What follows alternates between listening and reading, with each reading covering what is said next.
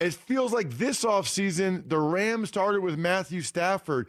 I've honestly lost track at this point of how many Yeah. guys have been given permission to seek a trade. What is going on here? Yeah, it's out of control. It's not just given permission, Ross. It's to seek a trade. It's given permission to explore a trade. Or are there other teams interested? And what it's become is the new in vogue thing to do. And what you'll notice is a lot of the players that would otherwise be released are now being given permission to seek a trade or talk to other teams. And it's funny because just getting back from Indy last week, that was one of the topics that continue to come up with clubs. Not something that they like. Very annoyed that they can't just flat out release a guy when they know very honestly and openly that the best they're going to get for someone might be a 7th-round pick. They would rather just flat out release the dude, give him the opportunity to go sign elsewhere and then be done with it. But given the circumstances of the cap, the fact that free agency is upon us, guys want as many options as possible. And as a result of it, you're seeing this permission to seek a trade, and it's really become out of control. I couldn't agree more. All right, so Stafford ended up going back to the Rams, and it never really seemed like he was going to leave. I never really thought he was going to leave. I know maybe you'll tell me, and other people will say it was close to happening, but I just didn't, for a lot of reasons. I didn't think it made sense for the Rams. I didn't think it made sense for Stafford. What about some of these more well-known guys like DK Metcalf, Trey Hendrickson? It sounds like people think those guys are much more likely to be on new teams. Okay, so in terms of Metcalf, I would put him being traded a higher percentage than Trey Hendrickson. And the reason is because I think both Seattle and Metcalf know that this has been brewing for quite some time. It actually goes back to last year. And it's not that Metcalf isn't happy, but I think both sides are looking for a fresh start.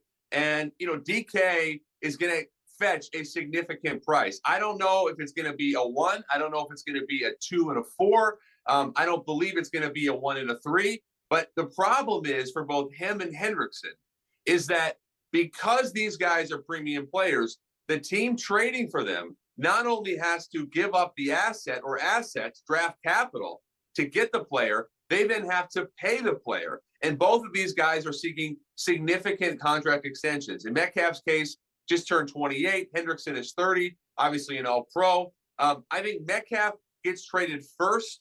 I'm not sure if Hendrickson gets traded. I talked about the Chargers being in on DK. I've heard the Raiders, Packers, among many other clubs. In Hendrickson's case, Ross, I would say that you have to get owner Mike Brown on board. These organizations are run significantly differently. In Seattle, you have John Schneider, who really has full autonomy from the owner, Jody Allen. In Cincinnati, you have Mike Brown, who in essence, is running the show. Duke Tobin's the GM, but he has nowhere near the type of autonomy that Schneider has in Seattle. So if you're asking me about both of those guys, I'd say there's a better chance of seeing DK get traded. And I would imagine even if both of them ultimately get dealt, that Metcalf happens first.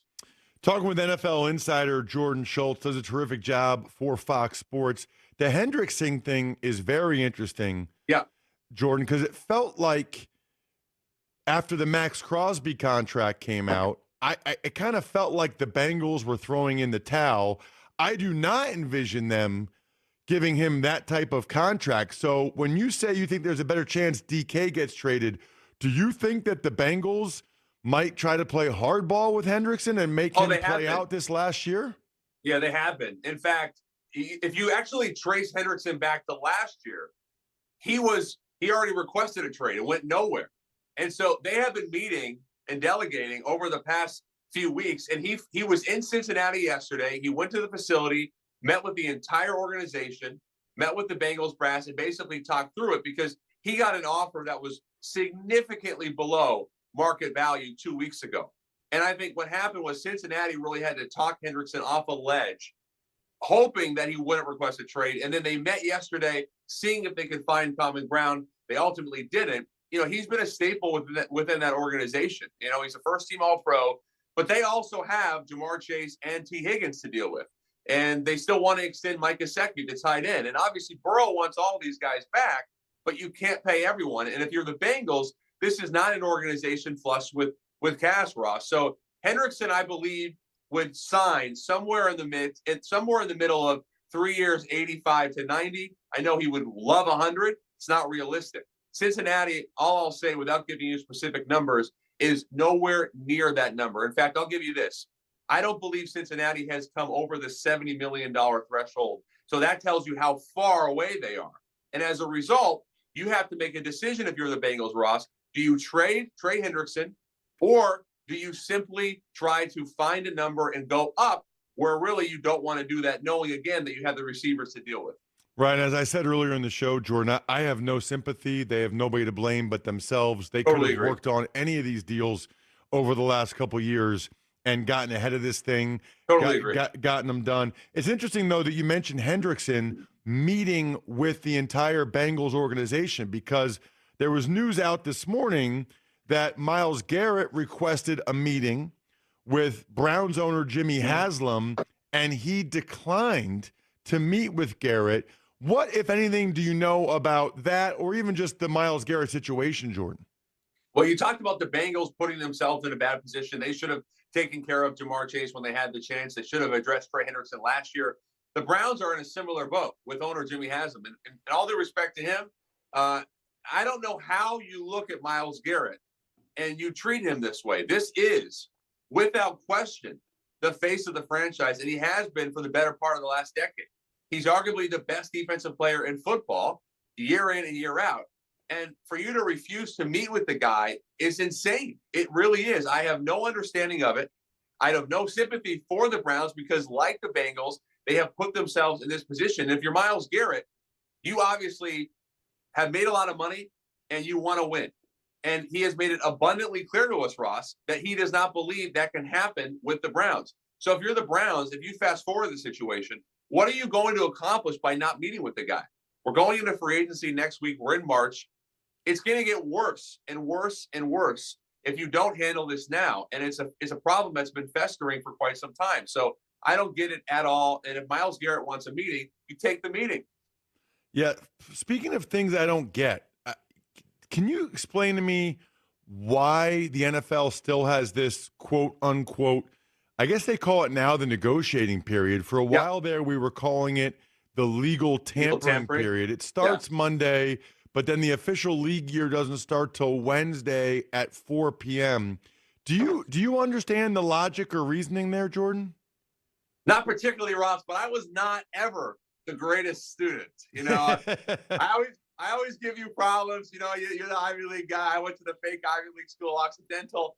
I was not the best student. I don't understand it, but I'll tell you this. A lot of the deals that you're going to see come together on Wednesday and Thursday have already been set by the time we're there. In other words, Monday and Tuesday, and really this week over the weekend and going back to the combine is when a lot of the deals get set in place. And then basically what happens is a lot of players will try and shop around. They'll try to make sure this is the best team, the best number they can get. But essentially, those deals in many ways are done by Wednesday. So no, I don't understand it. But I'm not the right guy to ask. I'm not the right guy to ask that. Well, and I've also seen, reports out there, Jordan, and you might have had a similar article about guys that are going to make more money than people expect, and you'll be surprised. That just tells me that they already know how much they're going to be getting. Of course. How many of these deals are more or less already done? How many deals do you think there's a pretty good idea people know who's going where for what money, but they can't obviously say anything about it yet? Right now or come Wednesday? Right now, and then even over the weekend, Monday. I'd say probably a quarter of the deals somewhere over the weekend. And by Monday, I'd say a third to half of the deals. Now, obviously, there's the second and third waves of free agency, the one-year deals that are much smaller. But in terms of the big contracts, the multi-year extensions, all of that will be set in stone, or much of that will be set in stone by Monday and Tuesday. Because what happens is a lot of the players and agents by this time have already met with everybody in Indianapolis. The agents have. So they have a really good understanding of the market, not only with the teams, but the type of money. And then you have a lot of players that are entering that first contract, right? So they're 25 or 26, or second contract, I should say. They want that 3-year deal so that they can hit it again by the time they're 28 or 29. And so what you're going to see is a lot of those 3-year deals. The teams want the 4-year deal so they can get the control. And we talked about Trey Hendrickson. He wants the 3-year deal, right? That's what's in vogue for many players and agents. So to answer your question again, I would say right now you probably have a quarter of them. Fast forward to the weekend, Monday, probably over a third. What about Sam Darnold? What are you hearing, thinking in terms of? He's going to do well.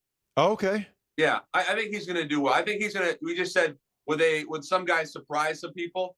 I think Darnold's going to surprise some people because Ross, if you're Sam Darnold, you have to make the decision of do I go back to Minnesota and stay with Kevin O'Connell, who's resurrected my career, or do I look elsewhere and maybe fetch a little bit more money, knowing that it might not be as good a situation? Let's say, for example, the Raiders, right? The Raiders need a quarterback. They do not have a very good roster, but they do have a new head coach, and you do have the USC connection. I know Pete Carroll likes Sam Darnold. Does that mean he's going to sign there? Of course not. But I think he's going to make a significant amount of money. And I don't know if that's in the mid to high 30s or low 40s, but he will do very well and surprise some people. You have the cap that's gone up again. That will help him. And then you have the fact that A, this is not a particularly strong quarterback market. And B, this is not a great quarterback class coming out. So that will help Sam Darnold. Most likely teams there, 2 or 3 teams that maybe jump out to you for Sam? For Darnold? I would say with Darnold, I mean, the Vikings would love him back. They're not going to be able to pay him maybe exactly what he wanted. Right. I know he loves it there. I know his wife loves it there, and they've had a great experience. Look at the Raiders. Yep. I would say those two to me make the most sense. And then you have to wonder if a team like Pittsburgh gets frisky. Pittsburgh could easily bring back Justin Fields on a 1-year, $10 million deal. Or do they decide, you know what? We want to go a little bit more and pursue someone like a Sam Darnold or maybe an Aaron Rodgers. I'm not reporting that. I'm just saying the Steelers clearly believe they're a quarterback away. How do I know that? They were very much in on Matthew Stafford. And you don't go after a guy like Matthew Stafford or a Sam Darnold for that matter, Ross, unless you believe your roster is good enough to win right now. We still don't know, by the way, what Stafford's new contract is, do we? That still hasn't been reported. I'm dying to know how much less he took to stay in L.A. because I know people would have given him a lot of money elsewhere. Yeah, so we don't know the exact numbers. What we do know, and I reported this, was he took a lot less to stay. There were talks that he would have commanded 100 over 2. He'll have made by the time this contract's out or by the time this contract is over, he'll have made well over 300 or around $300 million in his career. So clearly it wasn't just about the money. And I had thought for about a day and a half that there was a real chance that the Raiders were going to land him. They desperately wanted him. Tom Brady loved him. But what it came down to was Stafford met with Sean McVay for quite some time, 6:37 in the morning, and they were able to find that common ground. And you kind of knew once they met and were face-to-face, those two, that it was going to happen. So, yes, he took less, but he knows that they were a play away from beating the Eagles and going on in the playoffs. That roster is really good. It's a terrific young defense. And I think Stafford ultimately decided that his best bet was staying in L.A. with arguably the best offensive coach in football. Check him out on social media. He's at Schultz_report on Twitter. That's where I follow him. And certainly check out his show, Why is Draymond Green Talking About Football with Jordan Schultz. I would like to have seen Draymond play tight end or D end, actually. So, I would have liked to have seen that. Can I give you a funny story about that? He did, right? For a game or something? Or he did for a game. He did a spring game at Michigan State his freshman year. And I said to him, you could have easily been a tight end. I'm thinking maybe an edge rusher. You got good bend, good dip. And he said to me, you know what? The second someone punched me with the two hands, I was out.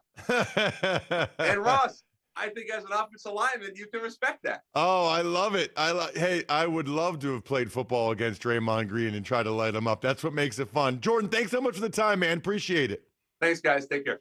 Outstanding job by Jordan Schultz there. In the final hour, we've got John Rothstein, who's as good as there is when it comes to college hoops. Going to kind of be a primer for us to get us all ready for college basketball here in March. We'll have who I call the civilian GOAT, greatest of all time, Greg Cosell from NFL Films, next hour as well. But when we come back, what is this, Paulie? Best week in sports? Best week in sports, Rob.